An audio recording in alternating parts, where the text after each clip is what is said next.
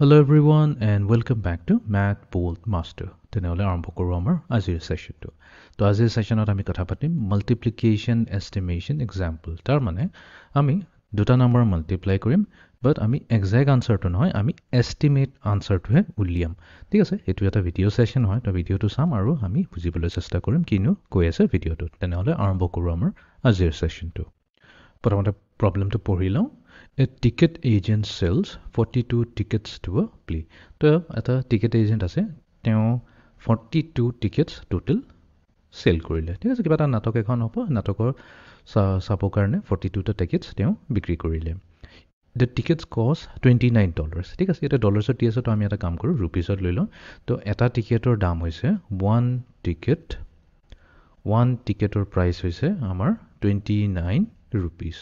ঠিক আছে, use rounding to estimate the total dollars taken in from the sale of the ticket. তো তাৰ মানে এটা টিকেটৰ দাম যদি 29 ৰুপিজ হয়, তেনেহ'লে 42 টিকেট যোনটো বেচিছিলে, তো 42 টিকেটছৰ দাম কিমান হ'ব? এইটোতো ভেৰি চিম্পল, আমি জানো 42 টিকেটছ কেনেকৈ উলিয়াম, 42 মাল্টিপ্লাই টু 29। ঠিক আছে, বাট ইয়াতে কুৱেশ্যনত কিন্তু কৈছে ইউজ ৰাউণ্ডিং টু এষ্টিমেট। তাৰ মানে যোনটো আনচাৰ আহিব, সেই আনচাৰটোক আমাক এটা এষ্টিমেটেড ভেল্যু ওলাব দিছে। তো এষ্টিমেট কৰা মানে কি, আমাৰ যোনটো ইকুৱেল চাইনটো হ'ব, এইটো স্কুইগলি লাইন হৈ যাব। ঠিক আছে, তো এষ্টিমেট আমি কেনেকৈ কৰোঁ? A ticket agent sells 42 tickets to a play. The tickets cost $29 each. Use rounding to estimate the total dollars taken in from the sale of the tickets. Now, if we wanted the exact number, we could say 42 times 29, and we could work out the multiplication. But they essentially want us to be able to do it in our head. We want to round the numbers first and then multiply. So if we want to round, and really we just have two places here, so if we're going to round anything, it's going to be to the nearest 10, because that's the largest place we have. So if we round 42 to the nearest 10, we've done this drill many times.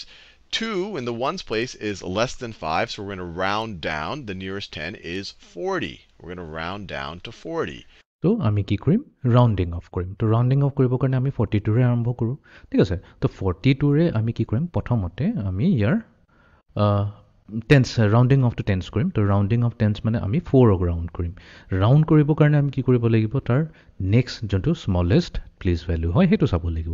তো 42ৰ জেগাত এতিয়া 2 আছে, যিহেতু 2 যোনটো হয় 5তকৈ সৰু হয়, তো তাৰমানে আমি যেতিয়া ৰাউণ্ডিং কৰিম, তো তাৰমানে 42ক যেতিয়া আমি এপ্ৰক্সিমেটলি ৰাউণ্ডিং কৰিম, তো এই 2 হৈ যাব 0, আৰু এই 4টো 4এ হৈ থাকিব, বিকজ এই 2টো যোনটো আমাৰ ওৱান্স প্লেচত আছে, 2টো যিহেতু 5তকৈ সৰু, তেনেহ'লে 4টো 4এ হৈ থাকিব, জাষ্ট ডেট 2টো কি হৈ যাব, 0 হৈ যাব।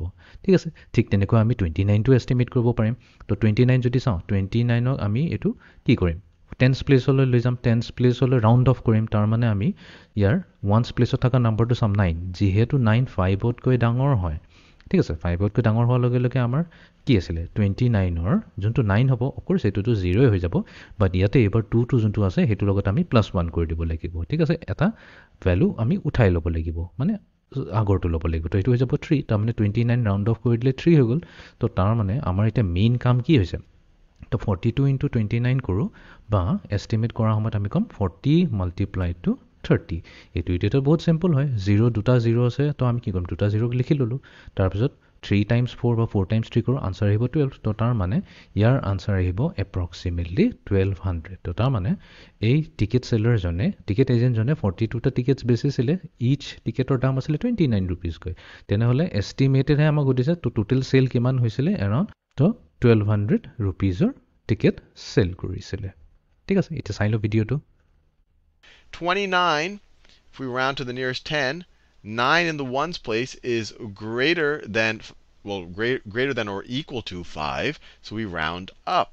The nearest 10 is 30. And another way to think about it, just say, well, 42, that's pretty close to 40. 29 is pretty close to 30. Those are literally the nearest multiples of 10 that I can figure out. So now I can multiply. So now you can multiply. And here, once again, we can use, you could call it a trick, or hopefully you understand why it works. But 30 times 40, instead you can say, well, this is going to be the same thing as 3 times 4, but we're going to put 2 zeros at the end of it. 30 times 40 is the same thing as 3 times 4 with 2 zeros. So let's do that. So you have 3 times 4 is 12, which we know. And then we have 2 zeros. We got that 0, so let's stick that 0 there, and then we got that blue 0 there. So let's put that over there. So they're going to have a roughly $1,200 taken in from sales of the tickets. That is our estimate. So এইটো আছিল আমাৰ estimate to total আমাৰ 1200 rupeesৰ পুৰা total price of tickets হৈ গ'ল মানে 42টা ticket sell কৰিলে 29 rupees each. তো এইটো আছিল আমাৰ আজিৰ sessionটো. So see you in the next session. Thank you.